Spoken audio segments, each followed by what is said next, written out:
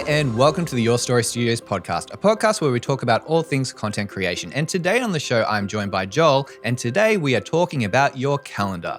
Joel, tell me about your calendar. Thanks, Nathan. Yeah, it's a calendar I put together. I put one together last year just because I'd shot some amazing images and wanted to sort of push it out there to friends and family and customers to be able to purchase. And I decided to do one again this year based purely on drone photography that I'd shot during the year. Excellent. So start talking us through your calendar. So first, the cover image is shot on the Gold Coast at dawn. It was taken early one morning. As you can see, the cloud is a little bit low to start with, so I had to wait a fair bit of time. I was actually up there on a job and wanted to shoot some B-roll of the area to put into the video that the client needed. And so, yeah, I got up to do that. And that was one of the first shots that I grabbed. There's a whole sequence of them leading up to that period where the sun was just hitting those clouds just right. Awesome. And which drone did you use? This is Mavic 3. Great. Yep. And I generally bracket sort of 5 exposures and then fix it together in Lightroom. The DJIs are great for that, have that ability and gives you really, really good image as a result. Does it do it natively inside the drone or well? Or so you have the option? There's a setting. So you can literally turn it on, go into it. There's a bracketing mode and you just literally pick either 3 or 5 frames and you literally just hit that and then it just takes couple of seconds and it's done. It's really, really quick. It's quicker than what a DSLR is. I don't even know how it manages to do it sometimes. So what an age we live in. I know. That's great. Yep. Awesome. And the next one? So January is Kangaroo Island.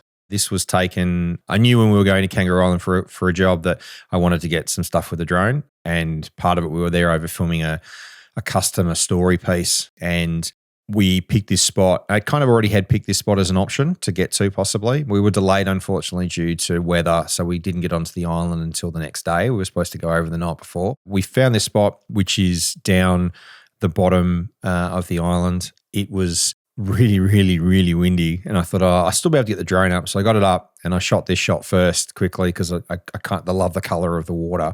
And just the way that you've got the rocks, the trees, and then obviously that greeny blue from the water. It was just perfect. So I was very, very lucky to grab as part of that shoot. And it's come up really, really well. Awesome. And which drone was used? This is Mavic 3. Yep. Awesome. Yeah. And what time of day do you normally like to shoot if you have a If you have a preference, obviously either dawn or dusk is the best time because the light's always best. Getting up early is always worth it before the sunrise. But with drones, I found that just before the sun comes up is generally quite good because if you get the color in the sky. But then even a few shots I've managed to capture, once the sun's up and it's starting to push, just as it comes over the horizon, it starts to push out light rays, you actually get quite an interesting effect depending on what's in the atmosphere because you get these really interesting light streaks. Something I've never really kind of noticed from the ground, but from the air you can get all kinds of different effects and that's something I've noticed. I got to a period where I was getting up every January 1st, that's before sunrise, and capturing the first sunrise of the year. So you were getting up or you were just staying up? No, I was getting up, going to bed early, getting up, not having a New Year's Eve celebration and doing this shot. So because I'm actually not working New Year's Eve this year, I'll be probably doing the same. So I have a first sunrise of 2025 photo up later in that morning. But yeah, it was just interesting seeing how the light just, runs through the sky and the kind of effects that you get. It's quite interesting. Excellent. And moving on to February. So Feb, again, this is Kangaroo Island, but further inland. We'd stopped at the end of the day to get some driving shots of the vehicle up and down a road and we were packing up and the sun was just starting to dip below the horizon and I was looking for some extra frames because part of the job was not only to shoot images around this owner's story, but was to tell the story of where they live, which is on Kangaroo Island. So we were looking for shots and just this spot we ended up picking to stop and use for our drive-by shots of the car on the road. It was just this beautiful paddock off to the side and the light just turned perfect. And so I sent the Mavic 3 up and just grabbed these shots. I grabbed the whole selection. I think this was probably my favorite just because of the way that the sun's sitting in the sky, but just the color in there and the way that the leading lines in the road just run away and the green of the paddocks and the lines in the paddocks. Yeah, it was just perfect. So it was just one of those shots I was just really happy to capture. Yeah. And with this shot that we have in the calendar, how much post work have you done? Again, I bracket and then a few little tweaks maybe with color, a bit of saturation improvement, occasionally a bit of texture and contrast. Not a lot. I don't usually like to oversaturate my images. I like to make it kind of how they come out of the camera or how I saw them. And yeah, it's just usually a few tweaks depending on the time of day, whether it needs a bit of a noise cleanup, because you still can get a bit of noise depending on what you're shooting. Also using the right filters on the camera make a big difference as well. Having a polarizer helps bring out that color as well, particularly with the previous image with the water. You kind of need a polarizer, otherwise you won't get that color. Yeah, so you try to get it as much right in camera as possible instead of shooting it and then going, oh, I'll fix it in post, and then going, oh, I'll just run it through the AI, and then all of a sudden it's not what you shot. It comes from my film days, is getting things right in camera first, and then if you need to tweak some stuff afterwards, you can. But yeah, I prefer to do it in camera first. Yeah, awesome. And then moving on to March. This is the Dimboola Pink Lake, which is out in Western Victoria. This is my second attempt at trying to get footage from this lake. I was up there earlier in the year on another job, as it turned out, and it was pouring with rain. And I don't think, looking at the lake, it's hard to tell the colour from the ground. You don't really see this colour as the intensity of it from the ground. You need to kind of get into the air. But comparing from what I remember that day to the day I shot this, the colour in the lake looked a lot more pink.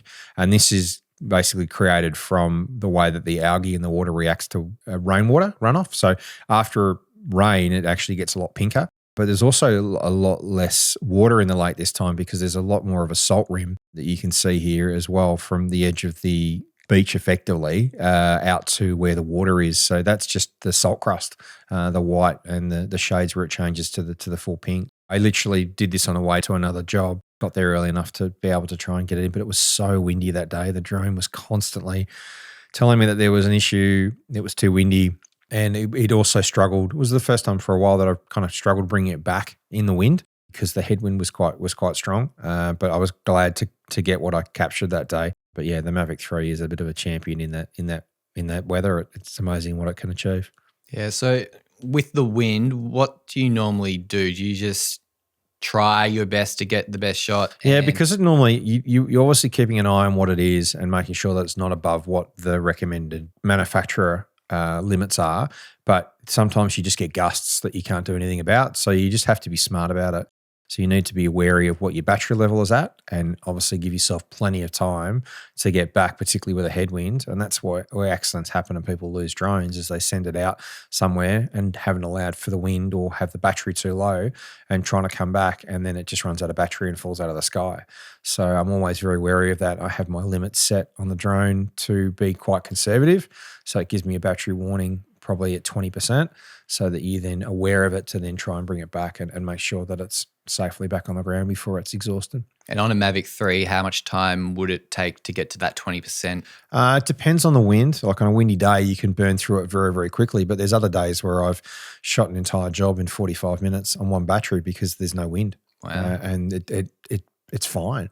It's really interesting, the difference between those and the Mavic 2, how much it changed with the battery power and just how much in a situation when there's very little or no wind, how long it'll stay in the air for without any problems. Yeah, wow. And moving on to April. This is basically looking from the top part of the city back into Melbourne City. Yeah, in Melbourne CBD, back in towards Parliament House and the edge of the city. This was shot on another job that I was doing. We were doing some dusk images of a building. I had got permission from the car park to fly from there, and I thought, I'll grab some stuff for the city. The sun had just dropped, and I think I'd finished with the Inspire, brought that down and threw the Mavic up quickly because we're having some issues with birds in the area, and they were more attracted to the Inspire than the 3. So I got the Inspire down, packed that up safely, and then threw the Mavic 3 up to get this. But again, a bracketed exposure to allow for the contrast or the difference in exposure levels between obviously the darkness and then obviously the lights being shone on the building and then obviously the sky as well as the setting sun. So yeah. Great. And what kind of shutter do you remember you would have been using? I can't remember. It was pretty low. The gimbal on the DJIs is pretty good. So you can actually shoot. I think I've shot as low as probably half a second before. And that would give you sharp Yeah, images? it still gives you sharp images, which is pretty amazing. But yeah, this is bracketed, and I can't remember what it was, but it was probably at a decent f-stop as well. So it probably, and again, trying to run that ratio of getting the ISO right so you don't get too much noise. But the beauty of it is now is that the noise reduction in Lightroom now is really, really good for this sort of stuff. So you just have to apply the noise reduction to each individual image before you then turn it into an HDR. How aggressive can you be with the noise reduction? Pretty good. I generally leave it at probably at a lower level. I usually have a look at it, and as long as it's kind of removing the noise out of the shadows, it's enough. But it just makes a big difference in having a clean image at the end of the day. Yeah, absolutely. Awesome. And moving on to May, again, back to Kangaroo Island. This was a shot that I kind of envisaged having seen on the map where it sits jutting out into the ocean. It was kind of like if the weather it'll look good. And then I literally got the drone up, and again, Mavic 3 flew out to this point. It's a fair way out to get the width of it. The funny thing is, even though as far as it was, you could still see it in the sky. So you kind of figure out your orientation. The beauty of it was just the wild of the water, and it was just like a washing machine. And yeah, I was really, really happy to get this shot. And even on video, it looks magic. So the video of this actually got used quite a bit in the end video that the client ended up using. But yeah, I was just wrapped with this shot. It's one of my favorites for probably the year. Awesome. So that's a photo. It's not a grab from the video. No, it's just photo. Always shoot stills and then shoot video. Try and do both. The latitude is always better. You've got the ability to do more with it because these are all the DNG RAWs that the Mavic puts out. You just got so much more latitude. You're just always smarter doing your own photos than trying to grab stills. Yep, absolutely. I 100% agree. And hopefully some of my clients are listening right now. And moving on to June. This was a shot this is Inspire 3. This was a shot that I'd seen a lot of guys posting shots of the cruise ships coming in and out of the port. And I don't live too far away from here. So it was one of those things that I don't think I ever took the Mavic 3 down there. When I first got the Inspire, I thought, this is time to have some fun with this, because obviously with the longer lens and the compression, particularly with the 50mm. So I'd shot a bunch of stuff with a couple of other cruise ships at the start of the year in January. And I think this is either March or April. I'd missed one. This is the Virgin cruise ship that's been coming in and out of Melbourne. And unfortunately, we won't see it again now because due to some issues in the Middle East, it no longer will come back to this side of the world. It's going to go back to the Caribbean just because it's easier for them for their tours. So I knew ahead of time that it wasn't coming back. So I wanted to capture this boat because it is quite a unique looking boat, and it is, or ship, I should say. It was one of those things I wanted to get, and I missed it coming in. The schedules of the ships change. Some of them come in before sunrise, some come after. And this was coming in one morning really early. I think I ended up getting up, going and seeing it, and it was just too dark, and just because of the color in it as well, that bright red from the Virgin, and then obviously the grey two-tone with it. It was one of the things I wanted to shoot during the day. So I knew when it was leaving, and I was tracking it, kind of having an idea that it hadn't left. And so I went down and shot a bunch of stuff of it sitting there, and then you could hear the people partying on board and the announcers and stuff. And you can watch. I've now figured out that you can now watch when they're about to leave, because the pier staff come in and they pull all the ropes off, and you can see them drop into the water. So it's not far from leaving. So that gives you a cue to get the drone in the air. And so I literally got up, shot this, watched it pull out. There's a bit of a sequence here of it pulling out and then trying to get that right shot with it looking back towards the city. And then I shot a bunch of stuff of it there, and then I turned around and followed it out. And because I had such a long lens on, it was easy just to kind of waited for it to come into frame. And then the shot from the rear, which was quite nice, it just shows the back of it looking back into the, back out into the bay and things like that. So yeah, this is another sort of favorite from the year, but one of the first that I shot on the Inspire. Awesome. And that's with the 50mm?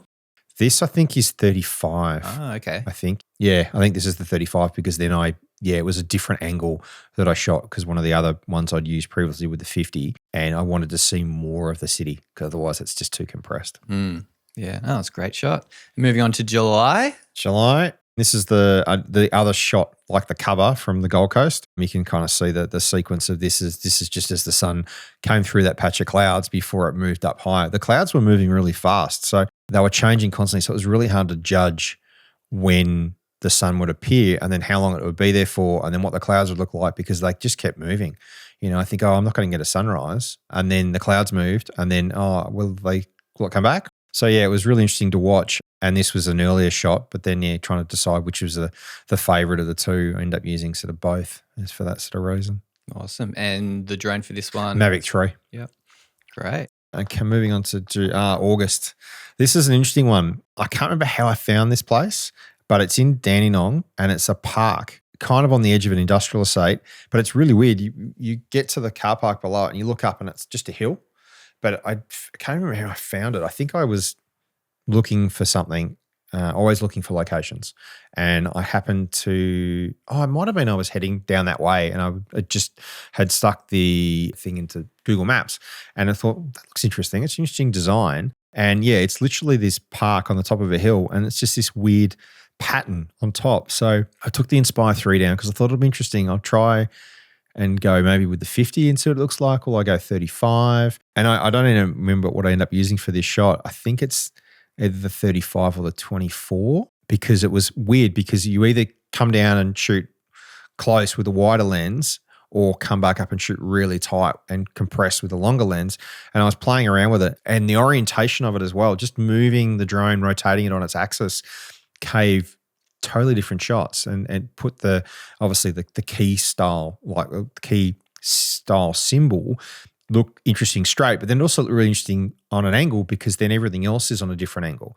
So it's just one of those really, really interesting images and locations. And yeah, I think I burnt through a full battery just having a play and trying to figure out. And I shot some video of sort of up close and then pulling back out and just having a bit of fun with it just to try and see. And it was really hard to end up picking which of the images was going to work best because they all were kind of cool in their own way and quite unique. And there was no one around, which was weird. I didn't see a single person while I was there. There was no one, and I watched. I literally stood there and watched. There was a couple of cars in the car park, but no one came. No one walked past, and I was watching the whole time because you could obviously see people on the paths if they stood out. But yeah, I didn't have to worry about people. It was quite nice just to have the park to myself and to capture that shot. Awesome. And you've mentioned a few different lenses. Do you have a preference or a favorite lens for these kind of photos? I like if it's scenic, more style, I like the 18. The compression of the 50 and now the 75 is really, really quite nice. Every shot's kind of different. So I think there was another Disney Wonder cruise ship was in recently and I shot some stuff with that. And I put the 24 on and was shooting some stuff with that. And it's just like, it's too wide. It just doesn't work.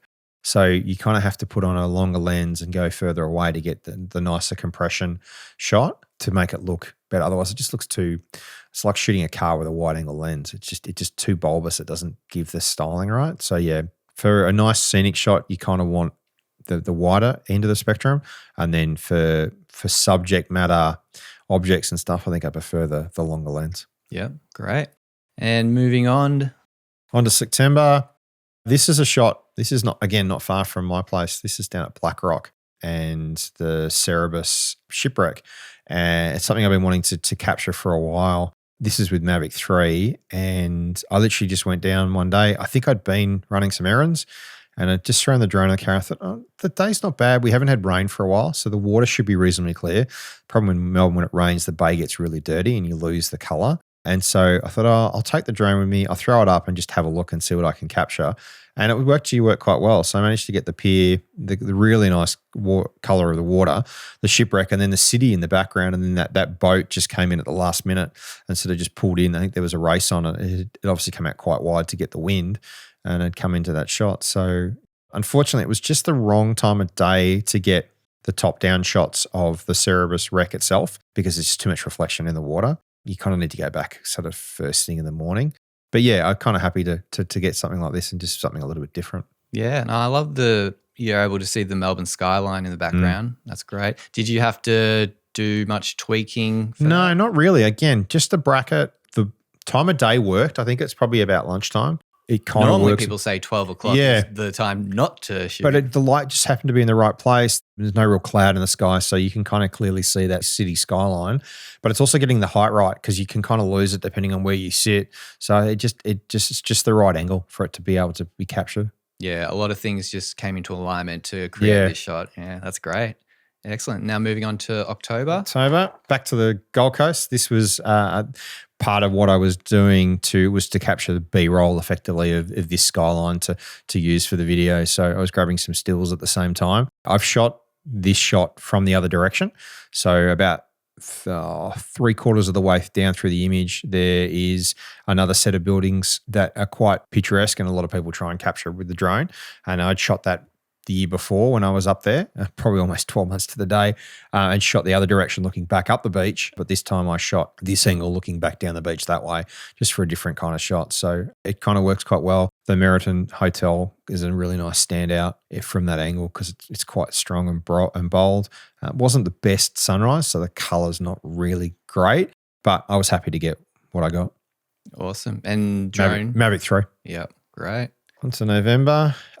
This is another shot. So again, taken in the Bayside area, but there was a big storm coming across the bay. I was sitting in the office working. I really should get up and go and try and get a shot of the storm coming across the city. It's not far to go. I should try and do it. So yeah, that one day I went, right, I'm going to do it. I jumped in the car, drove down to a spot I know. There's no one really around, so it was easy and safe to put the drone up. Threw it up, and it's like, oh, okay, now what's going to be the best angle? Trying to get to show the storm coming across the city. It was again quite windy, but it was funny. I ended up not having to take the drone that far from where I was, and it was literally just running a height thing, so up and down, trying to get the right effect. How much do I want to see sort of over the buildings? How much sky do I want to get? Tilt the head accordingly. And it was just a matter of playing and swinging literally where it was. It was up and down and then sort of left and right. It didn't really move. So the entire time the drone, I could hear it because it was so close. And just trying to get that shot. And yeah, it worked. It worked really well. I was really happy to finally sort of get a storm shot across the city. So being kind of further out where you are, it's easy to get it coming across the city because you can just literally go up height and look out and see it across the city.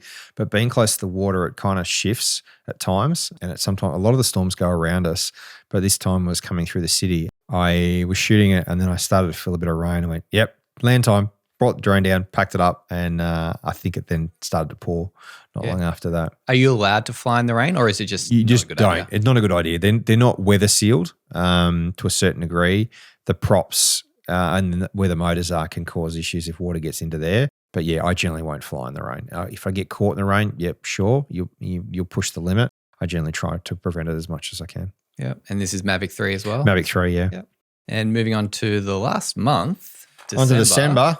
So this is New Year's Eve last year from Fred Square. We were doing some work for Fred Square, capturing the night, shooting some content, some stills and some video. And this is when the fireworks went off. The funny thing about this is that I can't remember how long it was before, but the building where the fireworks are just back from there towards the Herald Sun, their fireworks went off early. So they actually didn't end up having a capture. So the images aren't as good as previous years because there's not that extra puff of fireworks closer towards to where we are. It's full on, but yeah, always nice to get. But this was Inspire 3. So the previous New Year's I'd shot with the Mavic 3, and this was the first time with the Inspire 3. And the wider lens, the 18, just allowed me to capture a lot more, which is great because the drone, we have a set area that we basically stay in with the drone, away from obviously the crowds. And it just meant that we could capture more in the shot with the wider angle on the Inspire 3 than we could with the Mavic 3. But it's unbelievable. The number of illegal drones in the air that night, same as the year before. It's quite nerve-wracking with people flying around, not obviously paying attention and not following the rules. It makes for some amazing images when you're lucky enough to be able to do it with the right people's permission. Yeah, when you're in a situation like that, what do you do? Do you just get Run, upset? No, you're running a spotter, so a spotter's helping you trying to negotiate where they're coming from whilst you're concentrating on where you are. But it makes it very hard to kind of keep an eye on what's going on when you've got people flying and trying to work out where they are, what their flight path is when you're trying to do the right thing. They don't know their flight path. It's wherever they want. Exactly. Yeah. And so it makes it very, very hard in that sense to kind of keep an eye on that. And it's quite stressful, particularly with the Inspire because it's so big. And expensive. Yeah. And you see that, I do see that quite often. You'll be out flying somewhere and people just don't follow the rules and they don't really seem to care at all, or they don't know any better. If in some cases, DJI and CASA have come to an agreement that they've put paperwork in all the boxes now to try and educate people about what the rules are. But people would still do their own things. And so it makes it very hard for those of us that are trying to do it legally and properly and are licensed and insured to a certain degree as well. So it's quite frustrating. Yeah, I used to work for an agency that does drone videography and photography and all that, and they would refer to those operators as cowboys. Yeah, you could say that. You could say that, yeah. It's hard on us to trying to do the right thing when, you're trying to follow all the rules and keep everyone safe at the end of the day. But yeah, this was a rewarding shot to capture this again and be very lucky that Fed Square allowed us to do it because, having permission to use their property and take off from and things like that, it's been really, really good. Yeah, and that's pretty rare, isn't it? Yeah, I mean, they've been great. I've worked with them a few times on a couple of different jobs. I first needed to get their permission for a job I did a few years ago for a charity, Safe Steps, where they lit the different icons around Melbourne up purple to obviously share the story of domestic violence and trying to raise awareness. And so we spent the evening capturing images with the drone around the city, and then I had to do it myself another year, both video and stills. I had a spotter with me, but I then had to get a bunch of permissions. So I had to get permission from Fred Square for their area, and then Melbourne Council for a couple other spots that we used back along that water edge, and then obviously back over at the edge of Grocer's Paddock, which is where Amy Park is as well for some other stuff. And so, yeah, working with people and getting permissions just makes everything so much easier. Yeah. All right. Well, that's all the months, and I believe we've got some bonus content now. I put a couple of extras in. So that is one of the Cunard boats leaving Melbourne at the top, and then the Gold Coast looking down on the water down below. Cunard is shot with Inspire 3, and the Gold Coast is shot with Mavic 3. Awesome. And why didn't they make a month? They'll end up becoming extras because I sort of more. I actually asked a few people, and I think they got voted out, that they weren't as nice as the others. So that was kind of the poll kind of spoke, and the other ones got in instead. Yeah, I'll quickly talk us through the process of figuring out what does make the calendar. You get feedback from other people? Yeah, I do a selection. So just about 6 months through the year, I kind of figure out where I'm at, and then I know that I have to do more or less, and then I start putting together favourites. And then I got to end of September, and I had a bunch put aside, and then I got another couple opportunities to shoot some more stuff, some more content. So I literally then they got thrown in. And then I think I sat down at the start of November or mid-November and went, okay, this is where I'm at. This is the shot. I actually had more than enough. And it's like, okay, well, what do I need to pull out? So then a couple of them I had different alternates, like 3 versions from the same shoot. It's like, and then I just ran it past a few people and said, what do you think? And do I keep this or that? I'll go with that. And it's like, okay.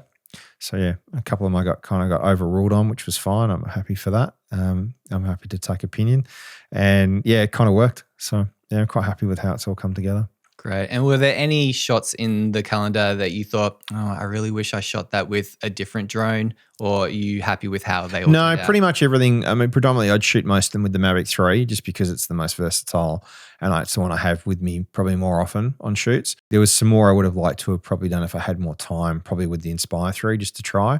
It's just come down to time, really. Yeah, I guess that's the thing, like the convenience of the Mavic 3, because you kept saying, I just threw up the drone. I'm like, well, you don't just throw up the Inspire 3. Like, that's a process. Yeah, there's way more involved with the 3, obviously having to fit both batteries, take it out of travel mode, and then fit the props, because the props you can leave on the Mavic 3. You don't have to take it off. Battery can stay in it. The gimbal's always attached. And then obviously you have to put the gimbal, pick out what lens you're going to use for the Inspire, and then set it up, and then fire it up and go from there. Thank you very much for taking us through your calendar. If people are interested in purchasing this calendar, where can they go? You can find it through links on my socials. I have a Linktree link on my socials that takes you through to, it's the top link in there, which is my shop, or through my website, joelstrickland.com.au. And there's a link to my shop on there, and it's on there. You can purchase from there, and available worldwide as well. Awesome. And I'll leave a link in the description as well for people that might be looking for it too. All right. Well, thank you, Joel, for joining us today on the Your Story Studios podcast and talking about your 2025 calendar. Thanks, Nathan.